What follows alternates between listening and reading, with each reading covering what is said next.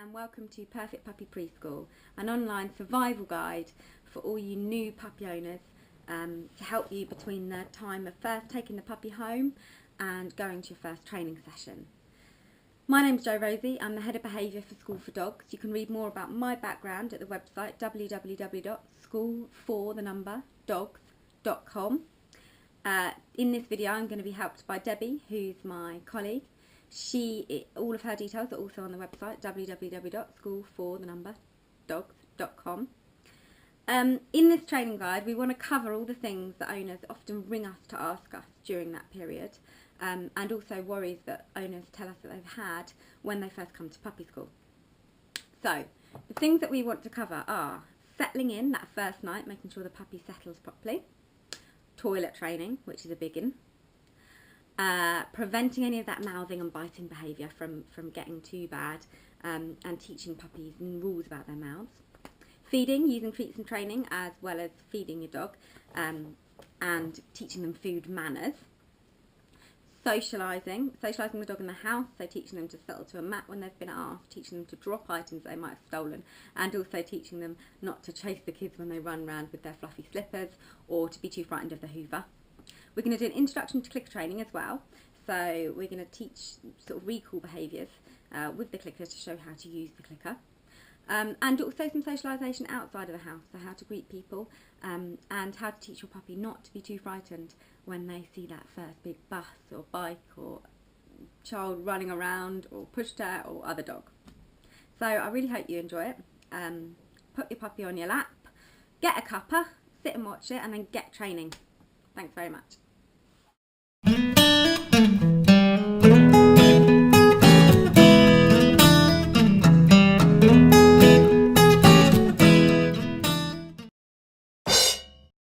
The potential problem here is having a puppy that whines. Nobody wants a puppy that whines all through the night. Nobody wants to have to deal with that sleeplessness and the impact of that sleeplessness on your lives, and also the impact of that sleeplessness on stress on the puppy's life. We all want our puppies to thrive in their new environment and to feel happy and relaxed, and so this method hopefully will keep the puppy happy and relaxed and able to settle at night without. So, why did that happen? Well, many puppies struggle on that first night. For a lot of the puppies that you've got at home, this is going to be their first night away from their family, the first night away from mum, the first night away from their brothers and sisters, and essentially the first time alone. Not only this, but they're also in a new environment, and it will be their first proper new environment where they've stayed for any sustained amount of time. So it's bound to be a little bit scary to start with, and we must be sympathetic to the fact that the puppy doesn't want to feel this devastation. They're not barking for your attention on that first night. They're barking because they're frightened and they're scared.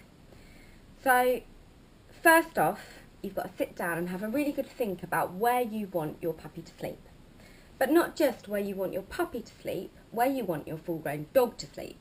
There is no point having a lovely, fluffy, 8-week-old Newfoundland snuggling next to you in your bed whilst his paws still smell all new and of popcorn, if you're not happy for the next 8 to 10 years having a 10-stone monster dog that smells of pond taking up most of your bed.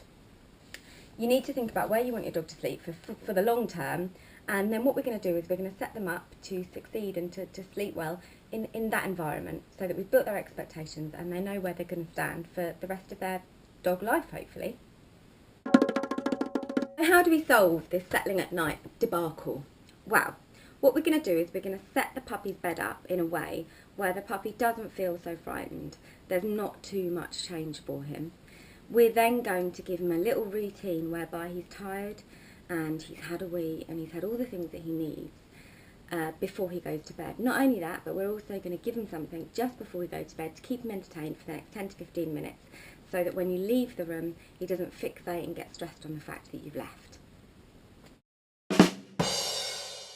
The setup. What you will need: a hot water bottle, a ticking clock, some lovely blankets, some dog-friendly toys. Always allow for access to fresh water, and a nice stuffed Kong.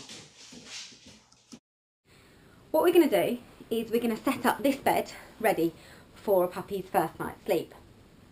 The way that I would do this is to start with, fill a hot water bottle full of lukewarm water.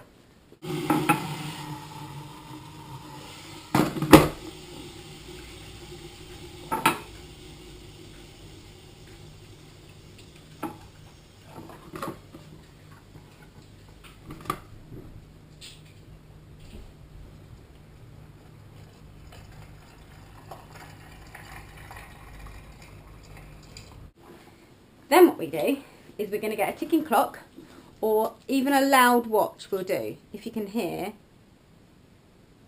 this watch is quite loud.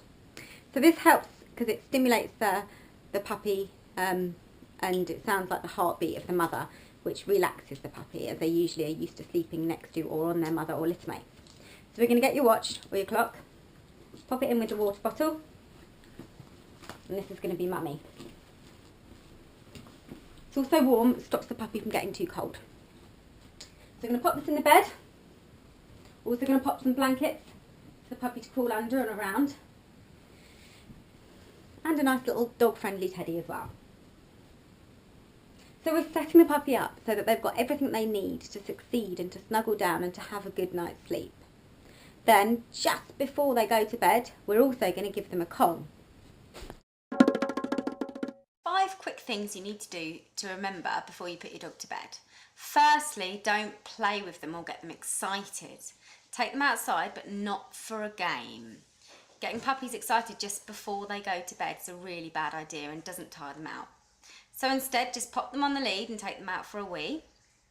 Then they do some training instead. We'll come back to this later as how to click a train and how to train your dog. But do a little bit of calm training where the dog has to use their brain, as it's much more likely to tire them out than having a run around.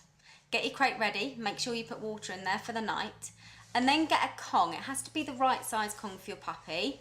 Usually the small ones are good for puppies. Stuff it full of yummy things to eat, or maybe give them a pizzle or a chew instead. And then just before you go to bed, give your puppy something that's going to last them about 10 minutes to stop them getting too stressed.